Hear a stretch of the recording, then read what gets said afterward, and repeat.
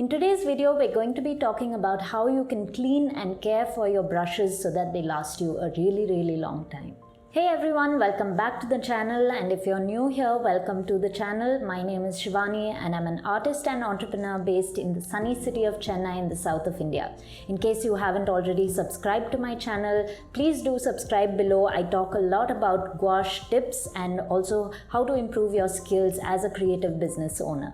I primarily work with gouache, so all of the tips I'm going to be sharing with you today apply mainly to gouache but also to any other water-based medium. So even if you're a watercolor artist or if you work with mediums like poster paints, these tips are all going to be applicable for you. If you're an oil painting artist or an acrylic artist, then maybe these are not the perfect tips for you, but as long as you're working with water-based media, then you're good to go. So let's dive straight into it. Firstly, just so you can understand the basics, I want to tell you a little about the paints and then a little about your brush.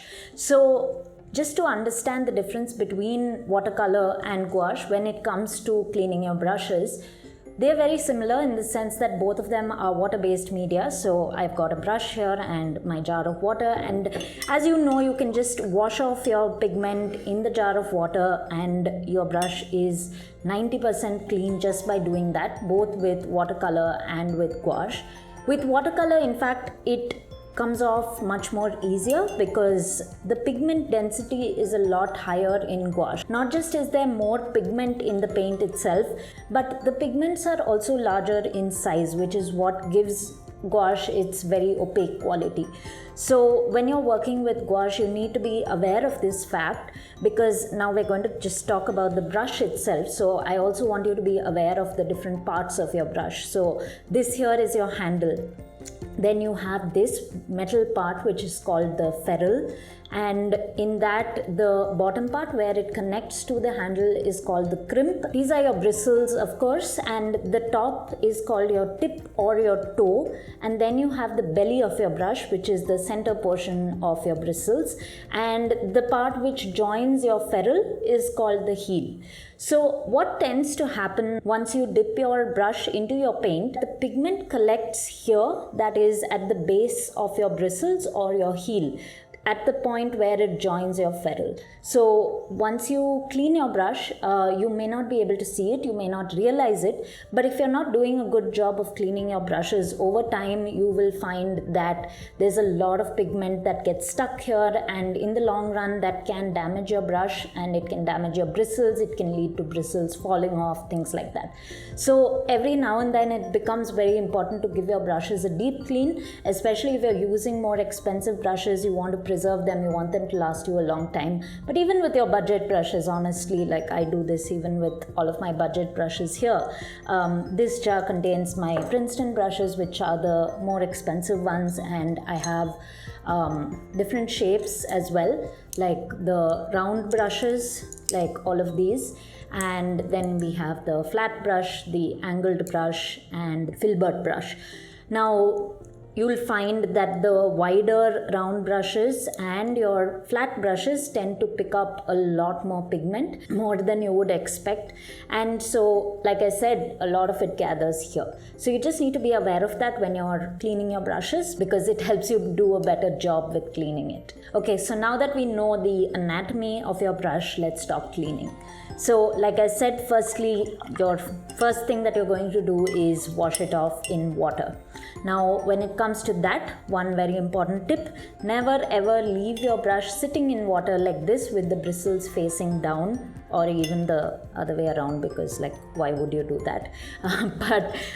But never leave it sitting this way, because what's going to happen is your bristles are going to bend at the base of the jar, and that's going to damage your bristles, and it might end up with brushes that are bent to one direction, and you don't want that happening, and it will damage the tip of your brush as well. So make sure you never leave your brushes sitting in water like that. Secondly, when you do wash it off, try to firstly keep lesser water in your jar. You can keep even lesser than this when you're working with watercolor especially, But with gouache, I prefer to have more water because the water gets cloudy very fast. Like I said, the pigment density is higher, so a lot of pigment comes off the brush and it gets cloudy very fast. And if I put too little water, I would have to change my water too often. So I prefer keeping a little bit more water. But my point being that you don't want to completely immerse your ferrule of the brush into the water. So when you do wash it, try to keep your ferrule. If you can notice, my ferrule is not being completely immersed. Sometimes I do have to rub it against the base, but I'm very quick with that usually. Now, the reason for that is you don't want water collecting in here because that can weaken the glue that holds the handle to the ferrule. So you don't want that happening. So make sure you're not too often dipping your entire brush into the water like this. That's not a good practice. And if you can, keep less water in your jar so that it can't even happen. When you're working with watercolor, you can definitely work with a lot less water in your jar. So the next point is, once you're done working on your painting or once you're done with your painting session for the day, make sure you are immediately washing off your brush. Don't ever let your brush just sit with the bristles covered in pigment. That is very bad practice. So as soon as you're done with your painting session, make sure you wash it off immediately. And that brings me to my next point, which is once you're done washing it, don't immediately place it vertically into your brushes jar like this. You want to first leave it horizontally to dry before you do that. So you can either just leave it on your table, or if you have a designated space for that, that's great. So what I do is I have this little thing here, and I have a couple of brush holders like this, brush rests rather, and some palettes even come with brush rests, and this water jar of mine also has a brush rest here, so I can just place it over the jar like this. You don't need to invest in something for this really. This was just something I found at home. I think it's a rest for chopsticks, so I keep it on this because I like this because I can keep multiple brushes here as well. So just make sure you place it horizontally once you're done washing it. Again, the same reason, you don't want the water going down from the bristles into the ferrule and weakening the glue. Over time, it can lead to your bristles falling off or other problems with your brush. So make sure you keep it horizontally. Once it's completely dry, which you can leave it overnight, that would be best. Once it's completely dry, then you can go ahead and place it in your brush jar vertically.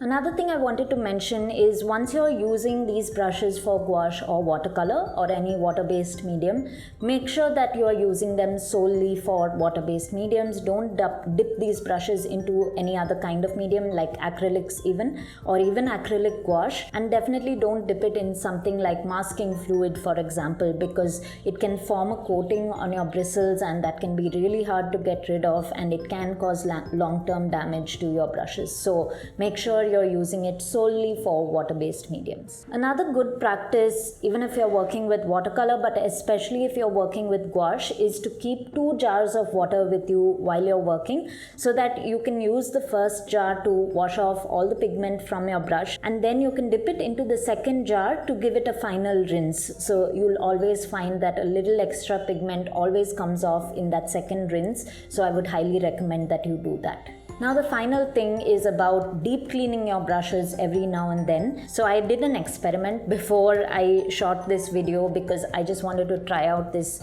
new brush cleaner that I got. So you'll find this mentioned in a lot of places on the internet. It's the Masters brush cleaner and preserver. Something like this costs about 299 rupees in India, I think. 299 rupees in India, and this is a 7.1 gram pack. You also get it in a much larger jar. I wanted to try it out to see whether it's worth the hype and whether you really require something like this. Firstly, the best way, using what you have at home, would be to just use some hand soap. Take some soap in your hand and then rub your brush into it just like you would if you were rubbing it into pigment. That way you will notice that a lot of color comes off your brush. You wouldn't have even noticed that all that color was stuck in there. Now the important thing once you use soap is that you have to make sure you're completely washing it off your brushes. don't let any of the soap remain in your bristles, because that will have a negative impact. When you sit down for your next painting session, you will find that it's a little tougher to control your brush.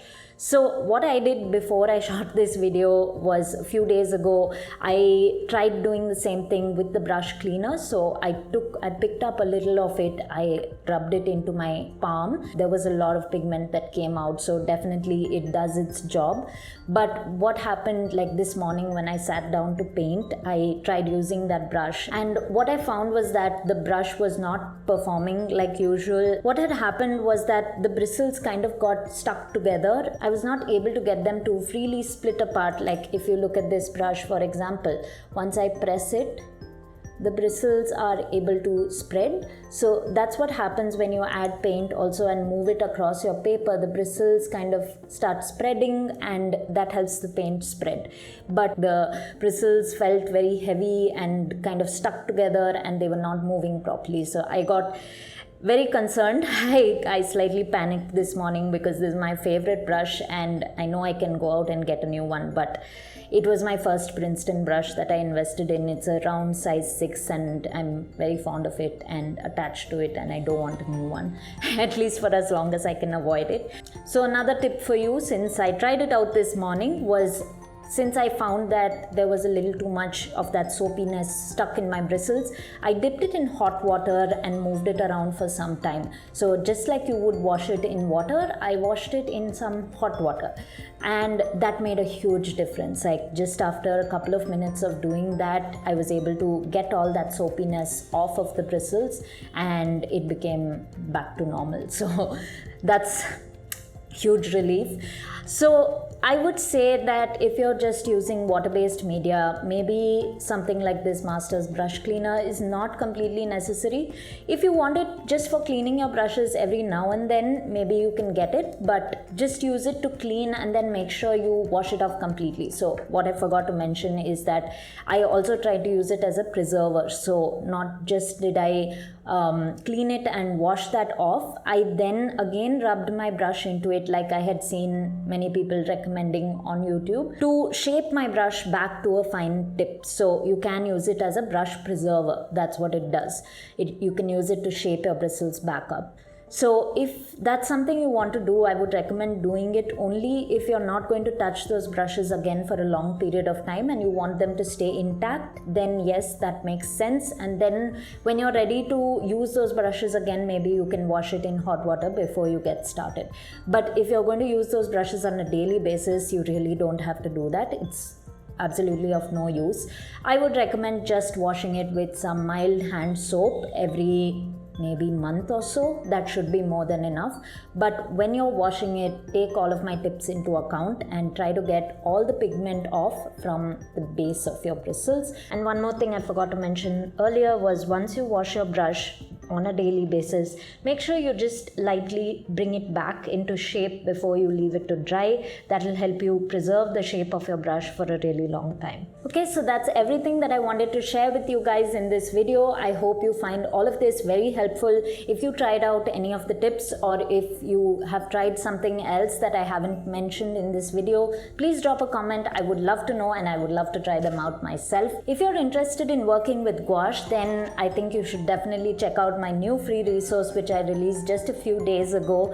It's got like all the details you could possibly need as a beginner starting off with gouache. It's an FAQ style document in which I answered all of the questions that I get asked over Instagram as well as on YouTube about working with gouache, what brushes I use, the palettes, what colors to invest in, all of it in full detail. I did not skimp on any information. So I definitely think you should check that out. The link is in the description. If you watched until here, please drop a brush or palette emoji in the comments so that I know. For now, make sure you check out these two videos here. I'm sure you'll find them very helpful. Thank you so much for watching and for being here. It's so lovely to be a part of this community, and I'll see you guys in the next one.